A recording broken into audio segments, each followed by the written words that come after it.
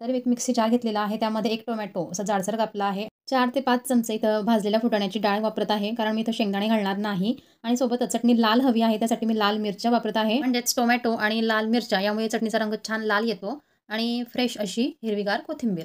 नंतर अर्धा चमचा जिरं आणि चटपटीतपणा वाढण्यासाठी यामध्ये आपण काळंच मीठ घालूया. तर अर्धा चमचा काळं मीठ, पाव चमचा हिंग घालायचा.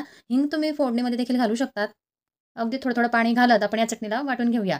तर मंडळी ही चटणी म्हणजे टोमॅटोची चटपटीत चटणी आहे. यामध्ये भाजलेले शेंगदाणे किंवा यामध्ये आपण लसणाच्या पाकळ्या घातलेल्या नाहीत. तुम्हाला यामध्ये लसूण घालायचा असेल तर तुम्ही फोडणीमध्ये किंवा चटणी वाटताना लसूण घालू शकतात. आता एका तडका पॅनमध्ये मी 2 पळ्या तेल घेतलं आहे. तेल चांगलं कडकडीत गरम झाल्यानंतर यामध्ये अर्धा चमचा आपण मोहरी घालूया. मोहरी चांगली तडतडल्यानंतर यामध्ये आपल्याला घालायचा आहे हिरवागार असा कढीपत्ता म्हणजे कढीपत्त्याचा फ्लेवर यामध्ये उतरतो आणि लाल मिरच्या अशा बारीक चिरून घेतल्या आहेत. त्या देखील आपण फोडणीमध्ये टाकूया म्हणजे चटणीमध्ये हे अगदी भन्नाट लागतं. तर असा गरमागरम तेज हा तडका असतो आणि ही चटपटीत चटणी. तर या चटपटीत